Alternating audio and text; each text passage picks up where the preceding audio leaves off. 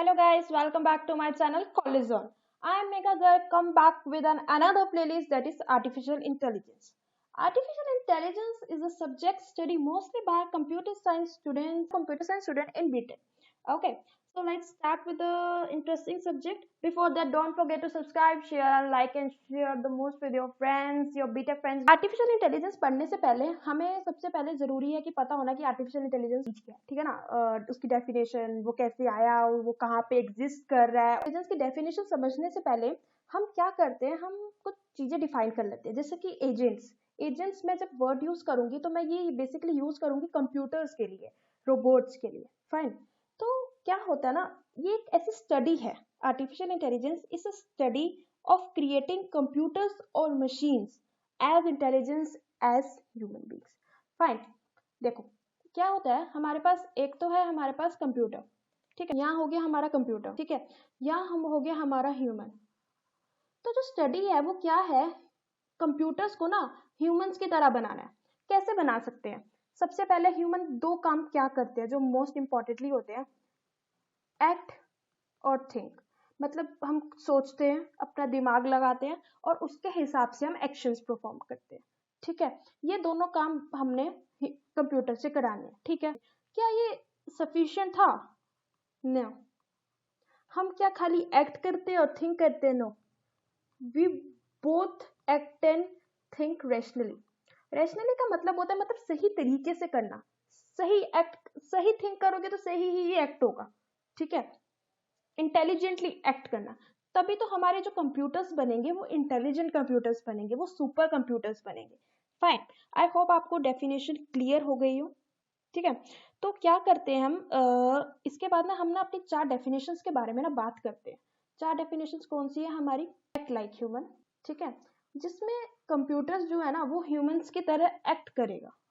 Second, think like human, इसमें जो हमारा कंप्यूटर है, रोबोट है, हमारा सिस्टम है, वो ह्यूमंस की तरह थिंक करेगा, ठीक है। उसके बाद एक्ट रैशनली, जो एक्ट करेगा उसको किस तरीके से करना है, और जो थिंक करेगा, जो सोचेगा, उसको किस तरीके से करना है। आपको पेपर में अगर कभी भी आए डेफिनेशन लिखना है आर्टिफिशियल इंटेलिजेंस की, तो don't forget to mention this all four definitions, ठीक है। तो अब मैं बात करती हूँ एक्ट लाइक ह्यूमन में आता है हमारे पास ट्यूरिंग मशीन का ना रोल थोड़ा इंपॉर्टेंट है। कैसे, आपको पता भी होना चाहिए। ट्यूरिंग मशीन का रोल क्या है, हमारे पास होता है एक ह्यूमन, एक कंप्यूटर और एक होता है इंटेरोगेटर, ठीक है। इंटेरोगेटर क्या करता है, उसको पता है यहाँ कंप्यूटर है, एक ह्यूमन है, ठीक है। तो वो इंटेरोगेटर क्वेश्चन पूछता है कंप्यूटर से, are you a computer? If a computer से yes I am a computer, then the Turing test is fail. जैसे कि आप ह्यूमन से पूछो are you a human, yes he will say yes I am a human. अगर आप computer से पूछो अगर वो कंप्यूटर है, अगर वो कंप्यूटर कहे कि हाँ मैं कंप्यूटर हूँ, तो हमारा जो प्रोसेस था उसको ह्यूमन की तरह बनाने का वो फेल हो जाएगा। अगर वो कहे no I am not a computer, then the Turing test is will pass. Okay, उसके बाद आते हैं हम अपनी हिस्ट्री पे। हम स्टार्ट करते हैं 1923 से, जो हमारा फर्स्ट वर्ड आया रोबोट्स, ठीक है। तो काम होने लग गया रोबोट्स के ऊपर, कि मतलब रोबोट एक वर्ड तो हमने कर दिया, मतलब आ गया, तो उसके ऊपर कैसे काम हुआ। तो 1943 में हमारे पास आ गए न्यूरल नेटवर्क्स, ठीक है। न्यूरल नेटवर्क के बारे में भी अब हम पढ़ेंगे थोड़ी देर में। पहले हम देख लेते हैं कि हिस्ट्री में उसके बाद क्या क्या आता गया। उसके बाद जब 1945 में ना ये जो रोबोटिक वर्ड आया, रोबोट्स हमने पढ़ लिया, लेकिन उसके बाद आया हमारे पास वर्ड रोबोटिक्स, ठीक है। ऐसे धीरे धीरे वर्ड्स आते गए, और मैंने जो आपको चार डेफिनेशंस बताई हैं, वो चार डेफिनेशंस की भी रिसर्च होती गई, हमारे रिसर्चर्स ने बताया। वो धीरे धीरे एक्सपेरिमेंट्स करते रहे, एक्सपेरिमेंट्स फेल भी हुए, एक्सपेरिमेंट पास भी हुए, सारी चीजें जिसके ऊपर रिसर्च चल रही है, और बहुत सारी चीजें जिस पर हमने काम करना शुरू कर दिया, और बहुत सारी सक्सेसफुल चीजें भी आ चुकी हैं, ठीक है। और वो क्या क्या आ चुकी है वो हम पढ़ेंगे स्टेट ऑफ द आर्ट के, कि मतलब क्या क्या है अभी हमारे पास आर्टिफिशियल इंटेलिजेंस का, क्या क्या यूज किया हमारी डेली लाइफ में, हम उनका कैसे यूज कर रहे हैं, वो मैं आपको बताऊंगी, ठीक है। तो सबसे पहले हम स्टार्ट करते हैं गेमिंग से।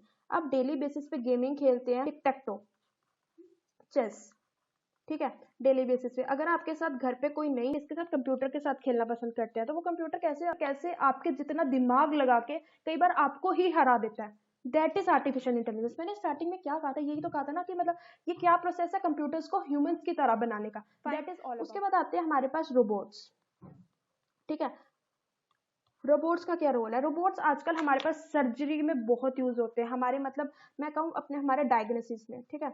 डायग्नोसिस में कैसे यूज होता है? आजकल क्या हो रहा है, micro surgeries with the help of robots करी जाती है ना। अगर रोबोट हमारे पास कोई काम कर रहा है, कोई मशीन कर रही है, तो एक्यूरेसी लेवल जाहिर सी बात है बहुत ज्यादा होगा, ठीक है। काम भी एफिशिएंट होगा, ठीक है। खतरा होने का डर कम होगा, एरर कम आएंगी। तो मैंने एक डेफिनेशन बोलती हूँ, ठीक है, जिससे आपको आर्टिफिशियल इंटेलिजेंस के ना कुछ एजेंट्स के बारे में पता लगेगा। कैसे? Artificial intelligence is a study of rational agents. This is our environment, ये हमारा इन्वायरमेंट है, ये हमारा एजेंट है। It look like small robot, ठीक है। परसेप्ट्स, एक्टिवेटर्स, ठीक है। अब मैं एक एग्जांपल देती हूँ ह्यूमन का। हम ह्यूमंस क्या करते हैं, हमारे पास सेंसेस होते हैं, सेंस जिससे हम सेंस कर सकते हैं आसपास के एनवायरनमेंट का। आईज से हम देखते हैं, ईयर्स, नोज, ठीक है। और हमारे कुछ ऑर्गन्स जो सेंसर्स का काम करते हैं। सेंसर्स कहने का मतलब महसूस करना, ठीक है। चीजों को देखना, महसूस करना, हमारे स्किन से टच करके हम फील कर सकते हैं एंड ऑल दैट। ये सारी चीज भी रोबोट करता है, ठीक है। उसको कहते हैं हम परसेप्ट कर। परसेप्ट मतलब होता है इनपुट लेना, इन्वायरमेंट से इनपुट लेना। हम ह्यूमंस क्या करते हैं, ठीक है, हम किसी इंसान को देख रहे हैं with the help of our eyes, that is environment में है वो इंसान, हम सारे इन्वायरमेंट में खड़े हैं, इन्वायरमेंट में हम उस इंसान को देख रहे हैं, किसकी मदद से? अपनी आई की मदद से। दैट इज परसेप्ट करना, इनपुट लेना, ठीक है। और उसके बेसिस पे एक्शन लेना। एक्शन किसकी मदद से लेते हैं हम? हैंड्स, लेग्स, ठीक है, mouth and other body part, जो जो कैसे एक्ट करते हैं, वो एक्टिवेटर्स की तरह काम करते हैं, ठीक। मैं एक बार फिर से एक्सप्लेन करूंगी आपको।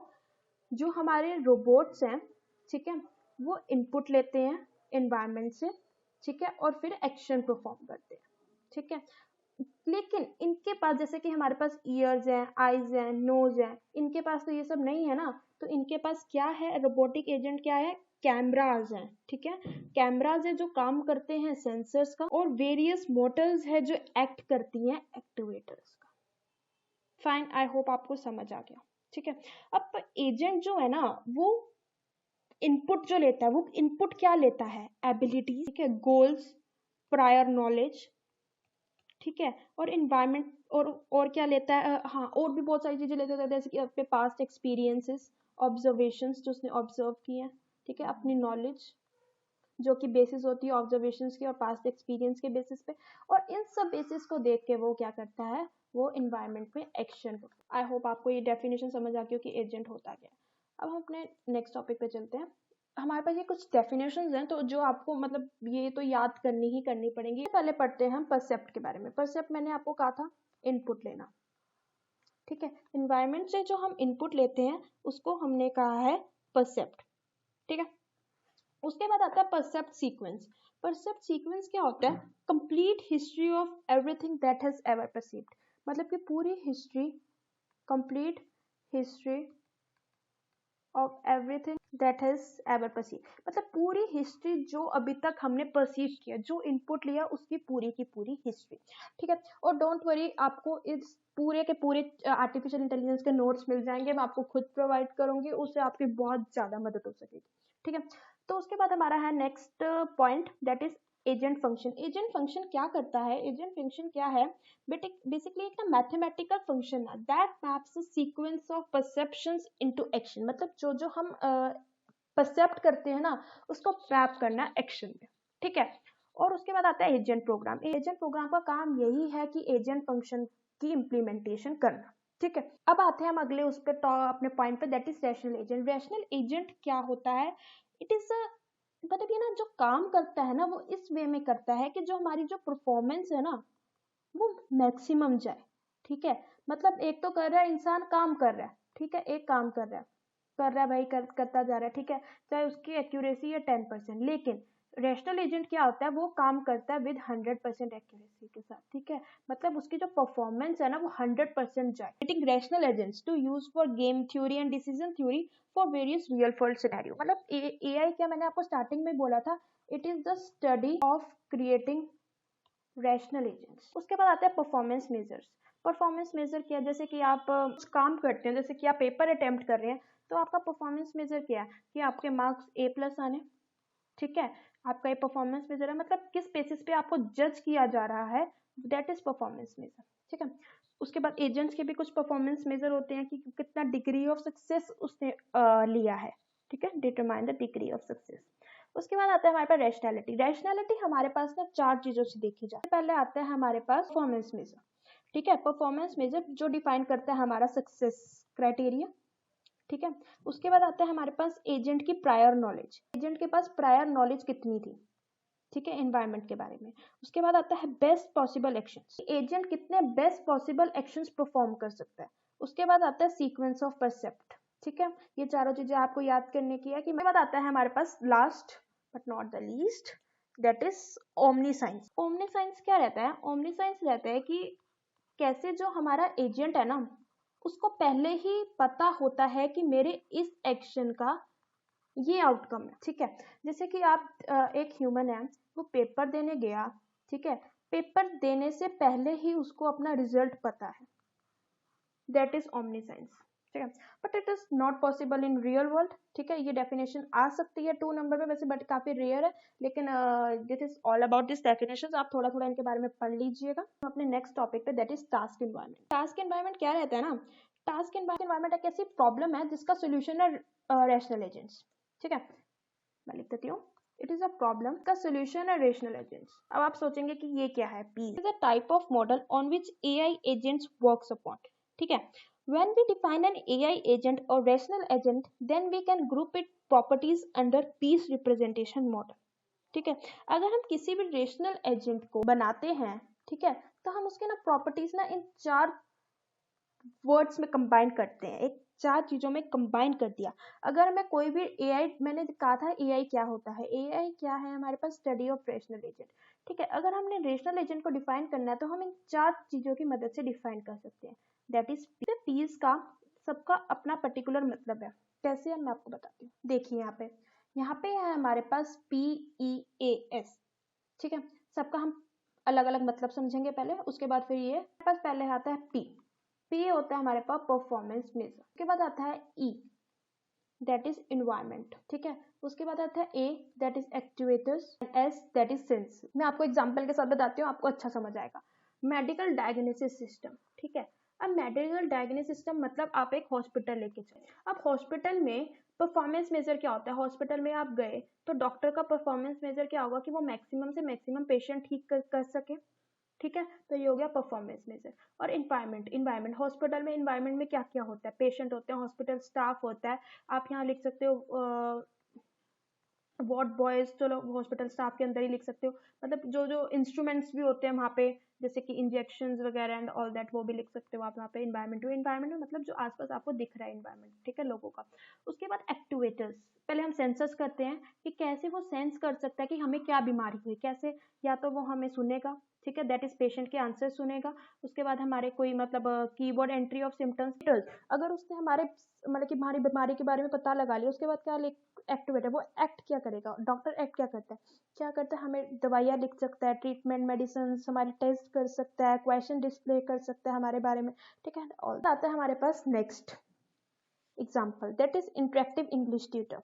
इंग्लिश ट्यूटर का परफॉर्मेंस मेजर क्या है कि बच्चे मैक्सिमम से मैक्सिमम मार्क्स लेके आए टेस्ट में, ठीक है। उसके बाद इन्वायरमेंट क्या है? सेट ऑफ स्टूडेंट है, टेस्टिंग एजेंसी है। उसके बाद सेंसर्स, क्या टेस्ट में हम जो लिखेंगे typed word, that is and activators display exercise suggestions and corrections, ठीक है। तो आपको क्वेश्चन क्या आएगा पेपर में? आपको क्वेश्चन ये आ सकता है कि पीस लिखो किसी के भी बारे में, टैक्सी ड्राइवर के बारे में, सेट रिफाइनरी कंट्रोलर के बारे में, मेडिकल डायग्नोसिस। ये मैंने कुछ थोड़े बहुत एग्जांपल लिखे हैं, आपको कुछ भी आ सकता है। तो उसके बाद आता है हमारा topic agent and it's type, ठीक है। तो जो हमारे एजेंट्स हैं वो हमारे कुछ पार्ट्स में डिवाइड हो रखे हैं, जिसके बारे में हम स्टडी करने वाले हैं। तो हमारा फर्स्ट एजेंट है that is simple reflex agent, ठीक है। सिंपल रिफ्लेक्स एजेंट क्या होता है हमारे पास? ये क्या होता है ना, ये सिंपलेस्ट एजेंट है, ठीक है, नाम से क्लियर है, ये हमारे पास सिंपलेस्ट एजेंट। सेकंड पॉइंट, ये ना जो हमारे डिसीजंस लेता है ना एजेंट, ये वाला जो एजेंट होता है ये डिसीजन लेता है हमारी करंट इनपुट पे, मतलब करंट परसेप्ट, क्या ना ये हिस्ट्री देखता है ना फ्यूचर देखता, कुछ नहीं, हमारे करंट परसेप्ट पे देखता है और इग्नोर करता है हमारी हिस्ट्री, ठीक है, हमारी हिस्ट्री से इसको कोई मतलब नहीं होता, ठीक है, फर्स्ट पॉइंट मिल गया। और ये जो एजेंट होते हैं ना, ये सबसे ज्यादा ना फुली ऑब्जर्वेबल एनवायरनमेंट के लिए ना कंडीशन एक्शन रूल पे डिपेंड करती है। कंडीशन एक्शन रूल क्या होता है हमारे पास कि इफ एंड एल्स या इफ या देन, ये लिमिटेड, ये ना जो प्रॉब्लम्स भी हम कुछ डिस्कस करेंगे सिंपल रिफ्लेक्स एजेंट की, दैट इज ये जो होता है ना लिमिटेड इंटेलिजेंस होती है इसके पास, ठीक है ना, जैसे मैंने कहा ये हिस्ट्री नहीं देखता तो इसके पास लिमिटेड इंटेलिजेंस होगी, ठीक है, mostly too big to generate and to store, ठीक है। उसके बाद no adaptive to changes in the environment, मतलब जो चेंजेस होते हैं एनवायरनमेंट में उसके लिए बहुत जल्दी अडेप्टेबल नहीं। बाद आता है हमारे पास model reflex agent. Model reflex agent क्या होता है, ये हमारी हिस्ट्री देखता है, ठीक है, जैसे कि मतलब कि उसका डिसएडवांटेज तो सबसे पहले इसने दूर कर दिया, दैट इज कि हमारी ये हिस्ट्री देखता है, ठीक है। उसके बाद क्या होता है ना, ये पार्शली ऑब्जर्वेबल एनवायरनमेंट के लिए, ठीक है। These agents have the model which is the knowledge of the world. Based on the model they perform actions. Fine. और ये ना क्या करते हैं, ये ना एजेंट ना इसने क्या किया है, इसने ना सिंपल रिफ्लेक्स एजेंट के ना कुछ डिसएडवांटेज ना अपने एडवांटेज बना ली। जैसे कि ना इसने ना एक अपडेट किया अपने में फीचर स्टेट वाला। वो क्या करता है कि इंफॉर्मेशन एक्वायर करता है एनवायरनमेंट से कि कैसे वर्ल्ड इवॉल्व कर रहा है और मेरे कैसे जो एक्शन है ना वो एनवायरनमेंट को इफेक्ट कर रहे हैं, वो वर्ल्ड को कैसे इफेक्ट। के बाद आता है हमारे पास गोल बेस्ड एजेंट्स। अब देखो ना गोल बेस्ड एजेंट्स क्या होता है, एक बहुत अच्छा सा एग्जांपल लेते हैं कि हमारे पास जो नॉलेज है करंट स्टेट की या हमारे पास हिस्टोरिकल नॉलेज भी है, दोनों नॉलेज है जो हमें सिंपल रिफ्लेक्स एजेंट से भी मिल गई और मॉडल रिफ्लेक्स एजेंट में, क्या ये सफिशिएंट है, हमारे पास नॉलेज होना सफिशिएंट है? नो।